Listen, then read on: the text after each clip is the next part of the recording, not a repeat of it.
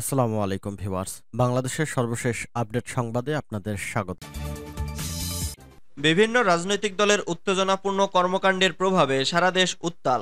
জানিয়ে দেব হাতে থাকা সর্বশেষ আপডেট বাংলা সংবাদ। প্রথমেই সংবাদ শিরোনাম। বন্যার বিষয়ে সতর্ক থাকার নির্দেশ প্রধানমন্ত্রীর। এরপর জানিয়ে দিব বাসায় ফিরলেন খালেদা জিয়া। এদিকে বাজার নিয়ন্ত্রণ না করায় সরকার বিপদে আছে। আরও জানিয়ে দিব ব্যক্তির দুর্নীতির দায় বাহিনী নেবে না।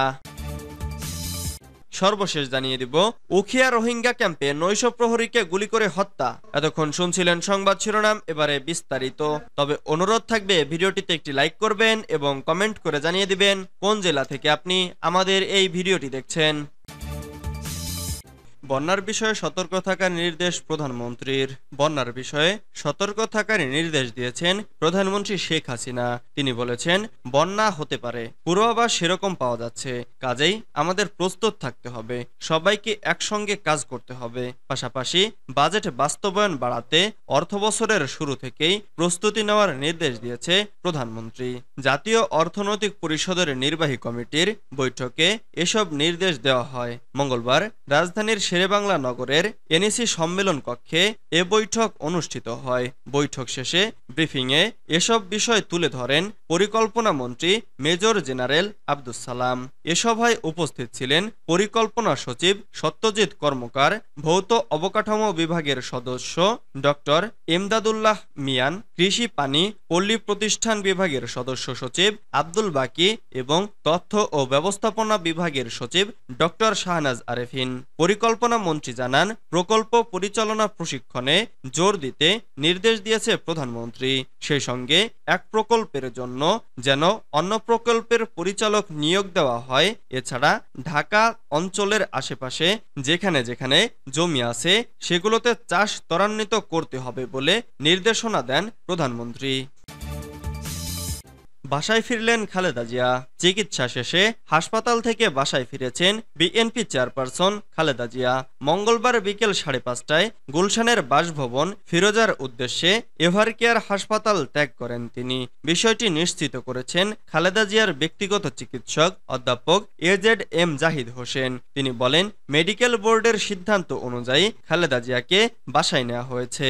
গত 22 জুন রাত 3:30টার দিকে খালেদা জিয়ার শারীরিক অবস্থার অবনতি হলে এভারকেয়ার হাসপাতালে নেওয়া হয়। 23 জুন তার হৃদযন্ত্রে পেসমেকার বসানো হয়। এর আগে গত বছরের 27 অক্টোবর লিভার সিরোসিসে আক্রান্ত খালেদা জিয়ার রক্তনালীতে অস্ত্রোপচার করেন যুক্তরাষ্ট্র থেকে আসা 3 জন চিকিৎসক। 79 বছর বয়সী খালেদা জিয়া ডায়াবেটিস, আর্থারাইটিস, হৃদরোগ, ফুসফুস, লিভার, কিডনি সহ বিভিন্ন জটিল রোগে ভুগছেন বলে বিএনপির পক্ষ থেকে জানানো হয়।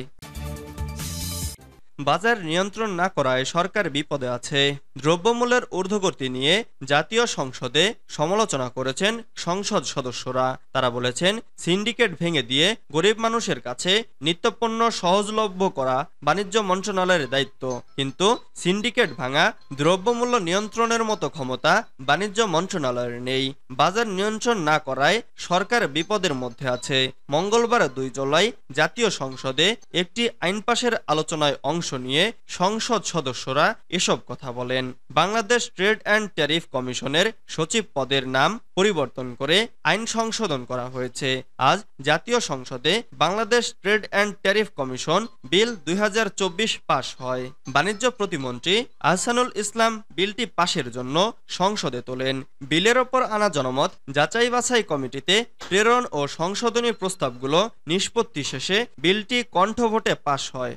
নতুন আইন অনুযায়ী বাংলাদেশ ট্রেড অ্যান্ড ট্যারিফ কমিশনের সচিব পদের নাম হবে পরিচালক। এর আগে বিলের ওপর সংশোধন আলোচনায় জাতীয় পার্টির এমপি হাফিজউদ্দিন আহমেদ বলেন, বাণিজ্য মন্ত্রণালয়ের কাজ হচ্ছে দ্রব্যমূল্য নিয়ন্ত্রণ করা। টিসিবি নামে একটি সংস্থা আছে যারা বাজারে ন্যায্য মূল্যে পণ্য বিক্রি করে। উপজেলা পর্যায়ে দেখেছি একটি কার্ড দেওয়া হয়েছে, এটি দিয়ে 5-6টা পণ্য কিনতে হবে। অনেক মানুষ এটা নিতে পারে না, যার যেটা প্রয়োজন নেই সেটাও টিসিবির কাছ থেকে নিতে হবে। এটা হচ্ছে বাণিজ্য মন্ত্রণালয়ের কাজ। সেখানে যা প্রয়োজন নেই সেটাও নিতে হবে, যা প্রয়োজন তাও নিতে হবে। এই আইনটি না এনে বাজার নিয়ন্ত্রণ করার কোনো আইন নিয়ে আসতেন। সিন্ডিকেট ভাঙার মতো কোনো আইন আনতেন তাহলে মনে করতাম বাণিজ্য মন্ত্রণালয় ভালো কোনো কাজ করেছে। বিভিন্ন সময় তারা বাজার নিয়ন্ত্রণ করার চেষ্টা করে, যখন তারা যান তখন বাজারটা ঠিক আছে, কিন্তু তারা চলে এলে আবার যে অবস্থায় ছিল সে অবস্থায় চলে যায়, দ্বিগুণ বাড়ে। সিন্ডিকেট ভাঙা, দ্রব্যমূল্য নিয়ন্ত্রণের মতো ক্ষমতা বাণিজ্য মন্ত্রণালয়ের আছে বলে আমার জানা নেই। ব্যক্তির দুর্নীতির দায় বাহিনী নেবে না। পুলিশের সাবেক মহাপরিদর্শক বেনজির আহমেদ ইস্যুতে বর্তমান আইজিপি চৌধুরী আব্দুল্লাহ আল মামুন বলেছেন, বাংলাদেশ পুলিশ কোনো ব্যক্তির দুর্নীতির দায় নেবে না, এটা ব্যক্তির দায়, কখনো আমরা নিব না। তার বিরুদ্ধে তদন্ত প্রক্রিয়া চলছে, সে অনুযায়ী নিষ্পত্তি হবে। মঙ্গলবার বেলা 11:30টায় রাজশাহী মেট্রোপলিটন পুলিশের 32তম প্রতিষ্ঠা বার্ষিকীর অনুষ্ঠানে সাংবাদিকদের সঙ্গে আলাপকালে তিনি একথা বলেন। আইজিপি বলেন, পুলিশের শুদ্ধি অভিযান চলছে, কোনো অপরাধের বিষয়ে খবর এলে আমরা সঙ্গে সঙ্গে ব্যবস্থা নিচ্ছি, কোনো বিষয়কে আমরা খাটো করে দেখি না। কোনো প্রতিষ্ঠান, সংস্থা বা বাহিনী প্রতিনিয়ত স্থবির থাকতে পারে না। প্রতিনিয়ত অপরাধের বহুমাত্রিকতার কারণে অপরাধীদের অপরাধের ধরন পরিবর্তনের সঙ্গে সঙ্গে আমরা পুলিশ বাহিনীকেও আধুনিকায়ন করছি। আব্দুল্লাহ আল মামুন বলেন, নিত্য নতুন ও আধুনিক সরঞ্জামাদি বাহিনীতে যুক্ত করা হচ্ছে। পুলিশ বাহিনী গৌরবের সঙ্গে পেশাদারিত্ব বজায় রেখে দেশের স্বার্থে কাজ করে যাচ্ছে। পুলিশ দ্রুত সময়ে অপরাধীদের শনাক্ত করছে ও ব্যবস্থা নিচ্ছে। পার্বত্য চট্টগ্রামের সশস্ত্র গোষ্ঠী কুকিচিন ন্যাশনাল ফ্রন্ট প্রসঙ্গে তিনি বলেন, পার্বত্য চট্টগ্রামে আর্মি পুলিশ সবাই মিলে অপারেশনে নিয়োজিত আছে। আমার জানা মতে সেখানে এখন কোনো ভীতিকর পরিস্থিতি নেই, শান্ত আছে, পরিস্থিতি সম্পূর্ণরূপে নিয়ন্ত্রণে। তিনি আরো বলেন, রাজশাহীর বাঘায় আওয়ামী লীগের দুই পক্ষের সংঘর্ষের ঘটনায় পুলিশের কোনো গাফিলতি থাকলে তা খতিয়ে দেখা হবে।